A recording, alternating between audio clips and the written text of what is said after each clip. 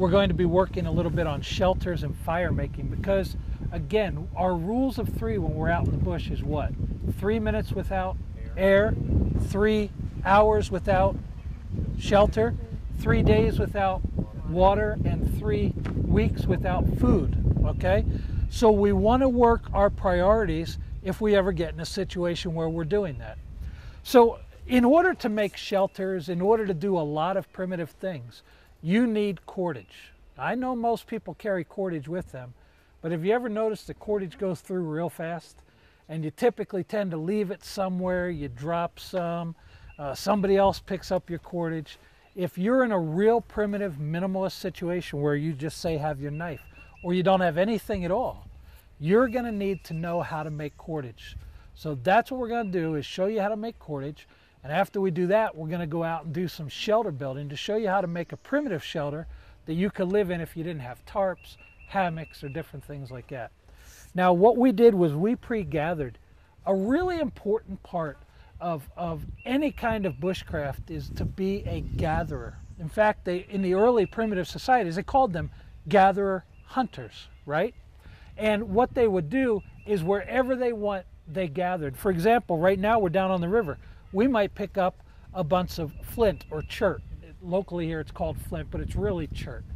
And we pick that up and put it in our pockets for later use.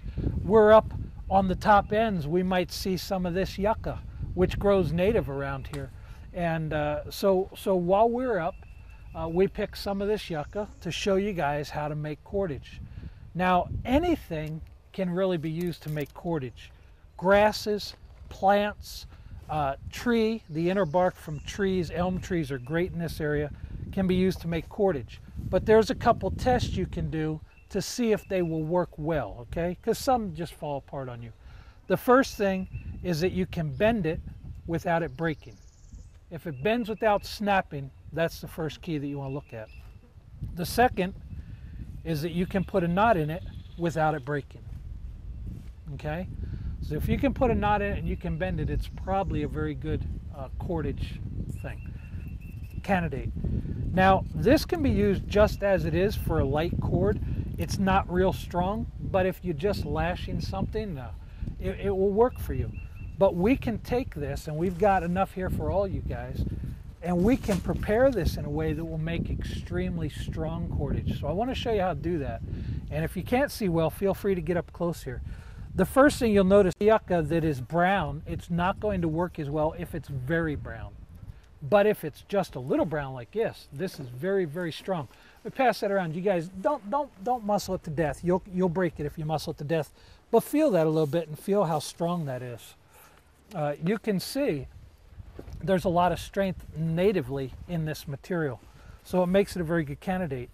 You can also see, if you look very closely, that there's tons and tons of little fibers in here that run the whole length of the plant, okay? That's one of the things. You want fibers that run the length of whatever your stalk is.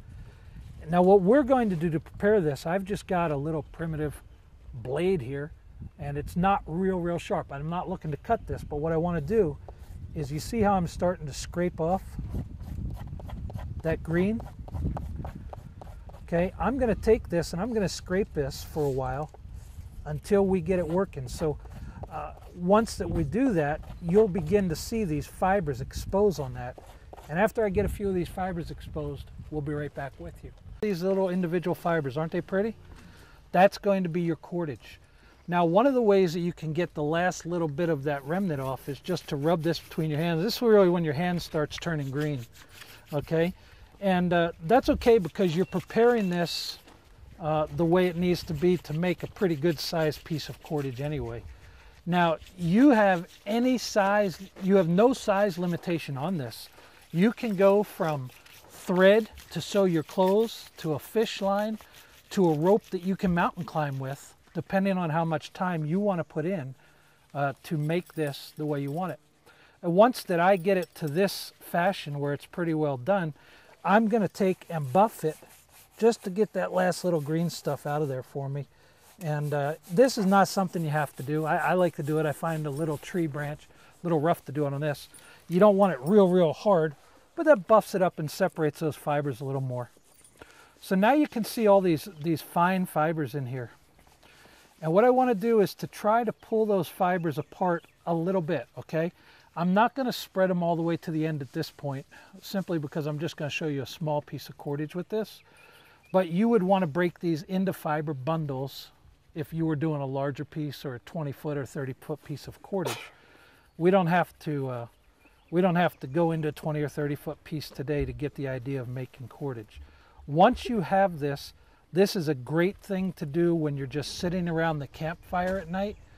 These are the kind of chores you do when you don't have very much of anything else to do. You wouldn't want to use your daylight hours, for example, to sit and make a lot of cordage when you could be doing other things that are more productive, but you will need to make the cordage. So it'll give you something to do. So what I'm going to do now that I've got this broken down into some fiber bundles is I am going to pull apart one end of this cordage, okay? And I'm going to split it on top till it's almost at the other end. What that does is allow me a stop point, and eventually I'll go back and I'll put an overhand knot in that stop point to be the end of my cordage, okay? Now we're going to learn something called a reverse wrap. While you guys are still finishing up separating and rolling your cordage there, I thought that I would show with a piece of fescue real quick to you guys on the camera that you can do this with all sorts of different things. So we just picked up a piece of grass. Now this grass is not going to be near as strong as the yucca. Okay, you might be able to get away with a small fishing line with this, or some light wrapping of something. But I'm doing a reverse wrap, which I'm going to show you in a few minutes. And can you zoom in on that, Jeff? You get a good shot of that? That reverse wrap is going to look like that and make cordage. Now again, that probably has about 20-25 pounds of breaking strength, but it's usable for a lot of things. So that's just a piece of grass we picked up off the ground. Again, inner bark of elm trees is very strong. Different inner barks of trees. Yucca is very, very strong. You want to try as many materials as you have around you and see what works, and put those tests to them and see how they work. Okay? So once that I get these down, I've got 2 fiber bundles. Now there's a couple different ways to do this. There's something called a leg roll or reverse wrapping with your fingers. I'm going to show you reverse wrapping with your fingers. Once you get good at it, you can roll these down with your hand down your pants legs, and they'll roll up, and then you can just reverse wrap them. But you're going to use the same technique either way. So what I want to do is to show you this reverse wrap. What I'm going to do is, and I'm going to do it for you guys on camera so you can mirror it. I'm left-handed, so you're going to be seeing it the way you would look at it as right-handed. I'm going to take the top piece of cordage. Okay, you got two bundles there? Get 2 bundles real quick. Take the top piece of cordage, and I'm going to roll it between my fingers into a loop so that it tightens those fibers together. Can you see that twisting? Okay, I'm just rolling it away from me, just twisting it away. And then I'm going to grab this bottom piece with my fingers and pull it back over top. So in essence, what I've done is make 1 loop. Now the bottom piece is now the top piece, and I'm going to do the same thing. Roll that away, twist it over. The bottom piece becomes the top piece. I roll it away, twist it over. Roll it away, twist it over. And I just continue to do this.